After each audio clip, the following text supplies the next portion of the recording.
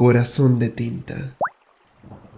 Para Ana, que abandonó El Señor de los Anillos para leer este libro, ¿qué más se puede pedir a una hija? Y para Elinor, que me prestó su nombre, a pesar de que no lo necesitaba, para una reina elfa.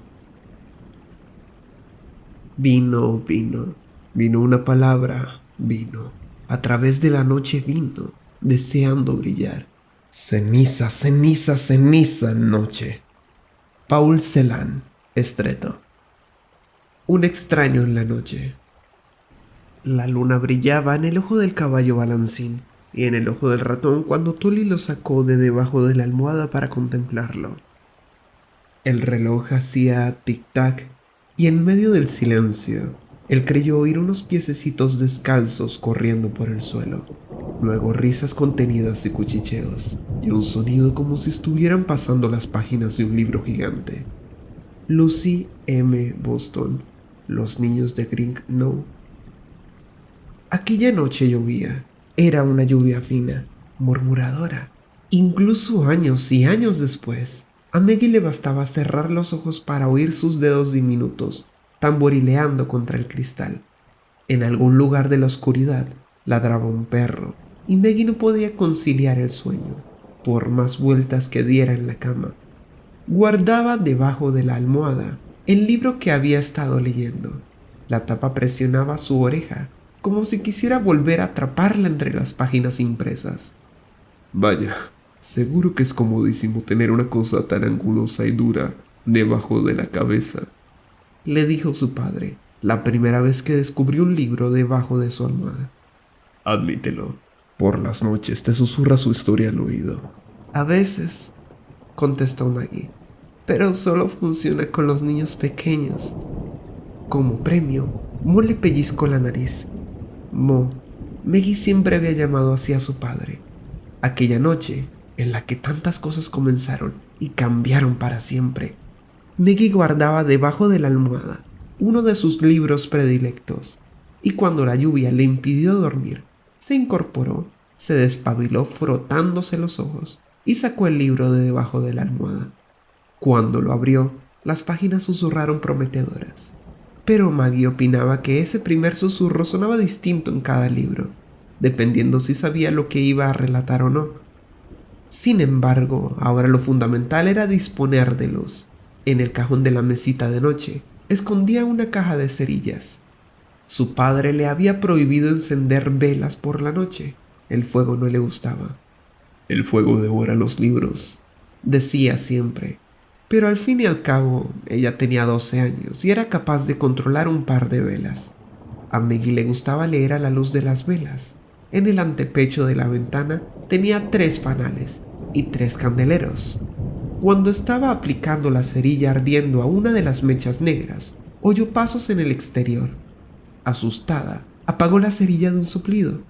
Con qué precisión lo recordaba todavía muchos años después. Se arrodilló ante la ventana mojada por la lluvia y miró hacia afuera. Entonces lo vio. La oscuridad palidecía a causa de la lluvia y el extraño era apenas una sombra. Solo su rostro brillaba hacia Maggie desde el exterior.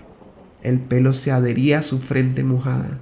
La lluvia chorreaba sobre él, pero no le prestaba atención. Permanecía inmóvil, los brazos cruzados contra el pecho, como si de ese modo pretendiera entrar en calor. El desconocido no apartaba la vista de su casa desde el otro lado. «Tengo que despertar a Mo», pensó Maggie, pero se quedó sentada, con el corazón palpitante, los ojos clavados en la noche, como si el extraño le hubiera contagiado su inmovilidad. De pronto, el desconocido giró la cabeza y a Maggie le dio la impresión de que la miraba de hito a hito. Se deslizó fuera de la cama, con tal celeridad que el libro abierto cayó al suelo. Echó a correr descalza y salió al oscuro pasillo. En la vieja casa hacía fresco, a pesar de que estaba finalizando el mes de mayo. En la habitación de su padre aún había luz. Él solía permanecer despierto hasta bien entrada la noche, leyendo. Maggie había heredado de él la pasión por los libros. Cuando, después de una pesadilla, buscaba refugio a su lado, nada le hacía conciliar el sueño mejor que la tranquila respiración de su padre junto a ella. y el ruido que producía al pasar las páginas. Nada ahuyentaba más deprisa los malos sueños que el crujido del papel impreso. Pero la figura que estaba ante la casa no era un sueño, era real. El libro que Mo leía aquella noche tenía las tapas de tela azul pálido. Maggie también se acordaba de eso más adelante. ¿Qué cosas tan triviales se quedan adheridas en la memoria? «Mo, hay alguien en el patio». Su padre levantó la cabeza y la miró con aire ausente, como siempre que interrumpía su lectura. Solía costarle unos momentos encontrar el camino desde el otro mundo, desde el laberinto de las letras. «¿Que hay alguien? ¿Estás segura?» «Sí, está mirando fijamente en nuestra casa». Su padre apartó el libro. «¿Qué has estado leyendo antes de dormirte? ¿El Dr. Jekyll y Mr. Hyde?» Maggie frunció el ceño. «Por favor, Mo, ven conmigo». No la creía, pero la siguió. Maggie tiraba de él con tanta impaciencia que en el pasillo se golpeó los dedos de los pies con un montón de libros. ¿Con qué si no? Los libros se amontonaban por toda la casa. No solo estaban en las estanterías como en otras casas, no, en las suyas se apilaban debajo de las mesas, sobre las sillas, en los rincones de las habitaciones. Había libros en la cocina, en el lavabo, encima del televisor, en el ropero, en montoncitos, en grandes montones, gordos, delgados, viejos, nuevos. Los libros recibían a Maggie con las páginas abiertas sobre la mesa del desayuno, en un gesto imitador. Ahuyentaban el aburrimiento en los días grises y a veces tropezaba con ellos. «Está ahí quieto, sin más», susurró Maggie mientras arrastraba a su padre hasta su habitación. «¿Tiene la cara peluda? En ese caso podría ser un hombre lobo». «¡Calla de una vez!». Maggie lo miró con severidad, a pesar de que las bromas de su padre disipaban su miedo. Ella misma creía que ya aquella figura en medio de la lluvia era obra de su imaginación, hasta que volvió a arrodillarse delante de su ventana.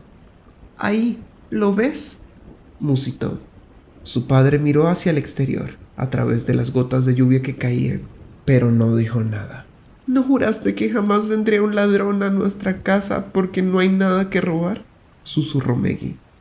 «Este no es un ladrón», respondió su padre, pero su rostro estaba tan serio cuando se apartó de la ventana que el corazón de Maggie latió más deprisa. «Vete a la cama, Maggie», le aconsejó. «Esa visita es para mí». Y antes de que Maggie pudiera preguntarle qué demonios de visita era aquella que se presentaba en mitad de la noche, abandonó la habitación. La niña lo siguió inquieta. Desde el pasillo oyó cómo soltaba la cadena de la puerta de entrada, y al llegar al vestíbulo, vio a su padre plantado en el umbral. La noche irrumpió oscura y húmeda, y el fragor de la lluvia tronó amenazador. «¡Dedo polvoriento!», gritó Mo en dirección a la oscuridad. «¿Eres tú?» «¿Dedo polvoriento? ¿Qué nombre es ese?». Maggie no recordaba haberlo oído jamás, y sin embargo le resultaba familiar, como un recuerdo lejano que no acabase de tomar forma. Al principio, en el exterior persistía el silencio. Solo se oía el rumor, los cuchicheos y susurros de la lluvia, como si la noche hubiera adquirido voz de repente. Pero luego unos pasos se aproximaron a la casa, y el hombre que permanecía en el patio surgió de la oscuridad. Su largo abrigo se le pegaba a las piernas, empapado por la lluvia, y cuando el desconocido irrumpió en la luz que se escapaba de la casa, durante una fracción de segundo, Maggie creyó ver sobre su hombro una cabecita peluda que se asomaba para fisgonear fuera de su mochila, y volvía a desaparecer en el acto en su interior. Dedo polvoriento se pasó la manga por la cara mojada y tendió la mano a Mo. «¿Qué tal te va, lengua de brujo?», preguntó. «Hace ya mucho tiempo». Mo, vacilante, estrechó la mano que le tendía. «Sí, mucho», respondió, mientras acechaba más allá del visitante, como si estuviese esperando que otra figura surgiese de la noche. «Entra, que vas a pillar una pulmonía. Maggie dice que llevas un buen rato ahí afuera». «¿Maggie? Ah, sí, claro». Dedo polvoriento siguió a Mo al interior de la casa. Examinó a Maggie con tanto detenimiento que, de pura timidez, la niña no sabía dónde fijar la vista. Al final, se limitó a clavar sus ojos en el desconocido. «Ha crecido», ¿Te acuerdas de ella? Por supuesto. Maggie observó que su padre cerraba dando 2 vueltas a la llave. ¿Qué edad tiene ahora? Inquirió sonriendo Dedo Polvoriento. Era una sonrisa extraña. Maggie no acertó a decidir si era sardónica, condescendiente o simplemente tímida. Ella no se la devolvió. 12, contestó Mo. 12, cielo santo. Dedo Polvoriento se apartó de la frente el pelo empapado. Le llegaba casi hasta los hombros. Maggie se preguntó de qué color sería cuando estuviese seco. Alrededor de la boca, de labios finos, los cañones de la barba eran rojizos, como la piel del gato callejero, al que Maggie dejaba a veces una tacita de leche delante de la puerta. También brotaban en sus mejillas, ralos como la barba incipiente de un joven. No lograban ocultar las cicatrices, 3 largas cicatrices pálidas que suscitaban la impresión de que en algún momento habían roto y recompuesto la cara de Dedo Polvoriento. 12 años, repitió. Claro, por entonces contaba 3, ¿no es cierto? Mo asintió. Ven, te daré algo que ponerte. Arrastró a su visitante consigo, lleno de impaciencia, como si de repente tuviera prisa por ocultarlo a los ojos de Maggie. ¿Y tú? Dijo lanzando a su hija una mirada por encima del hombro. Tú vete a dormir, Maggie. Acto seguido, sin más palabras, cerró tras de sí la puerta del taller. Maggie se quedó allí, frotándose los pies fríos uno contra otro. Vete a dormir. A veces, cuando se había hecho demasiado tarde, su padre la tiraba en la cama como si fuera un saco de patatas. Otras, después de cenar, la perseguía por toda la casa hasta que ella, sin aliento por la risa, se ponía a salvo en su habitación, y algunas se sentía tan cansado que se tendía en el sofá y su hija le preparaba un café antes de acostarse. Pero nunca, nunca la había mandado a la cama como hacía un momento. Un presentimiento, pegajoso por el miedo, se instaló en su corazón. Con ese desconocido cuyo nombre sonaba tan extraño y sin embargo tan familiar, había irrumpido en su vida algo amenazador. Y deseó, con tal vehemencia que ella misma se asustó, no haber ido a buscar a Mo y que Dedo Polvoriento se hubiese quedado fuera hasta que se lo hubiese llevado la lluvia. Cuando la puerta del taller se abrió de nuevo, la niña se estremeció sobresaltada. ¿Pero aún sigues aquí?, preguntó su padre. Vete a la cama, Maggie, enseguida. Su padre mostraba esa arruguita encima de la nariz, que solo aparecía cuando algo le preocupaba de verdad, y la miró con aire ausente, como si sus pensamientos vagaran muy lejos de allí. Un presentimiento creció en el corazón de Maggie y desplegó sus alas negras. «Dile que se vaya, Mo», exclamó mientras él la conducía hacia su habitación. «Por favor, dile que se vaya. Me resulta insoportable». Su padre se apoyó en la puerta abierta. «Mañana, cuando te levantes, se habrá ido. Palabra de honor». ¿Palabra de honor? ¿Sin cruzar los dedos? Maggie lo miró fijamente a los ojos. Ella siempre se daba cuenta de cuando su padre le mentía, por mucho que él se esforzara en disimularlo. «Sin cruzar los dedos», respondió él levantando ambas manos como prueba. A continuación salió y cerró la puerta, a pesar de saber que a ella no le gustaba. Maggie pegó la oreja a la puerta y aguzó el oído. Oyó el tintineo de la vajilla. Vaya, a Barba de Zorro le estaban dando un té para que entrase en calor. «Espero que coja una pulmonía», pensó Maggie, aunque no tenía por qué morirse de ella, como la madre de su profesora de inglés. Maggie oyó silbar la tetera de la cocina y a Mo regresando al taller con una bandeja repleta de vajilla tintineante.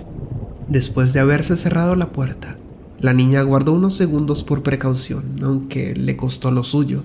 Luego volvió a deslizarse sigilosamente hasta el pasillo. En la puerta del taller de Mo colgaba un letrero, una delgada placa de hojalata. Maggie se sabía de memoria las palabras que figuraban en él. A los 5 años se había ejercitado en la lectura con aquellas letras puntiagudas pasadas de moda.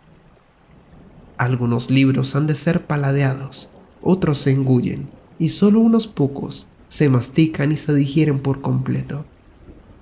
Por entonces, cuando aún tenía que encaramarse a un cajón para descifrar el letrero, había creído que lo de masticar se decía en sentido literal, y se había preguntado horrorizada por qué precisamente Mo había colgado en su puerta las palabras de un profanador de libros. Ahora, con el paso del tiempo, sabía lo que quería decir, pero esa noche las palabras escritas no le interesaban. Quería entender las palabras habladas, susurradas, pronunciadas en voz baja, casi inaudibles, que los dos hombres cruzaban detrás de la puerta. No lo subestimes, oyó decir a Dedo Polvoriento. Qué distinta sonaba su voz a la de Mo. Ninguna voz sonaba como la de su padre. Con ella, Mo era capaz de pintar cuadros en el aire. Él haría cualquier cosa por conseguirlo. Ese era de nuevo Dedo Polvoriento. Y cualquier cosa, créeme, significa cualquier cosa. Jamás se lo daré. Esa era la voz de su padre. Pero él lo conseguirá de un modo u otro. Te lo repito, te sigue en la pista. No sería la primera vez. Hasta ahora, siempre he conseguido quitármelos de encima. ¿Ah, sí? ¿Y cuánto tiempo crees que podrás todavía? ¿Qué será de tu hija? ¿Acaso pretendes convencerme de que le gusta trasladarse continuamente de la Seca a la Meca? Créeme, sé de lo que estoy hablando. Detrás de la puerta se hizo tal silencio que Meggy casi no se atrevía a respirar por miedo a que ambos hombres la oyeran. Su padre comenzó a hablar de nuevo, aunque con cierta vacilación, como si le costase articular las palabras. ¿Y qué? ¿Qué debo hacer en tu opinión? Acompáñame, yo te llevaré con ellos. Una taza tintineó. Una cucharilla golpeó contra la porcelana. ¿Cómo se engrandecen los sonidos en medio del silencio? Ya sabes que Capricornio tiene en alto estima tu talento. Seguro que se alegraría si se lo ofreces tú mismo. El nuevo que ha entrado a sustituirte es un chapucero terrible. Capricornio, otro de esos nombres extraños. Dedo Polvoriento lo había soltado como si el sonido fuese capaz de partirle la lengua a mordiscos. Meggy movió los helados dedos de sus pies. El frío le llegaba ya a la nariz y no entendía mucho de lo que hablaban los dos hombres, pero intentaba grabar en su memoria cada palabra. En el taller reinaba de nuevo el silencio. No sé, dijo su padre al fin. Su voz sonaba tan cansada que a Meggy se le encogió el corazón. Necesito reflexionar. ¿Cuándo estimas que llegarán aquí sus hombres? Pronto. La palabra cayó en el silencio como una piedra. Pronto, repitió Mo. Bien, siendo así me decidiré de aquí a mañana. ¿Tienes un lugar donde dormir? Oh, eso siempre se encuentra, respondió Dedo Polvoriento. Con el paso del tiempo he aprendido a apañármelas muy bien, a pesar de que todavía me resulta todo demasiado vertiginoso. Su risa no sonó alegre. No obstante, me gustaría conocer tu decisión. ¿Te parece bien que vuelva mañana? A eso del mediodía. De acuerdo. Recojo a Meggy a la 1:30 en el colegio. Ven después. Meggy oyó cómo corrían una silla. Regresó a su cuarto a toda prisa. Cuando se abrió la puerta del taller, estaba cerrando la suya tras de sí. Acostada y con la manta estirada hasta la barbilla, aguzó los oídos para oír a su padre despedirse de Dedo Polvoriento. Bueno, gracias de nuevo por la advertencia, le oyó decir. Después, los pasos de Dedo Polvoriento se alejaron, lentos, vacilantes, como si le costara marcharse, como si aún no hubiese dicho todo lo que deseaba decir. Pero al final se marchó. La lluvia seguía tamborileando, con sus dedos mojados contra la ventana de Meggy. Cuando Mo abrió la puerta de su habitación, cerró rápidamente los ojos e intentó respirar despacio, como si estuviese sumida en el más profundo e inocente sueño. Pero su padre no era tonto. A veces, desde luego, era francamente listo. Meggy, saca un pie fuera de la cama, le dijo. De mala gana asomó por debajo de la manta los dedos de un pie, todavía fríos, y los puso en la mano caliente de Mo. Lo sabía, dijo él. Has estado espiando. Es que no puedes obedecerme, ni siquiera una sola vez. Con un suspiro volvió a deslizar el pie bajo la manta, deliciosamente cálida. Acto seguido, Mo se sentó en la cama a su lado, se pasó las manos por el rostro fatigado y miró por la ventana. Su pelo era oscuro como piel de topo. El cabello de Maggie era rubio como el de su madre, a la que solo conocía por unas cuantas fotos descoloridas. Alégrate de parecerte a ella más que a mí, decía siempre su padre. Mi cabeza no quedaría nada bien sobre un cuello de niña. A Maggie, sin embargo, le habría gustado asemejarse más a él. No había ninguna cara en el mundo que ella amase más. De todas formas, no he entendido nada de lo que habéis hablado, murmuró. Bien. Mo no apartaba la vista de la ventana, como si Dedo Polvoriento continuara en el patio. Después se levantó y se aproximó a la puerta. Intenta dormir un poco, le aconsejó, pero a Maggie no le apetecía dormir. Dedo Polvoriento, ¿qué nombre es ese?, inquirió. ¿Y por qué te llama lengua de brujo? Mo no respondió. Y luego está ese que te anda buscando. Lo escuché cuando lo dijo Dedo Polvoriento. Capricornio. ¿Quién es? Nadie que debas conocer, repuso su padre sin volverse. Creía que no habías entendido ni una palabra. Hasta mañana, Maggie.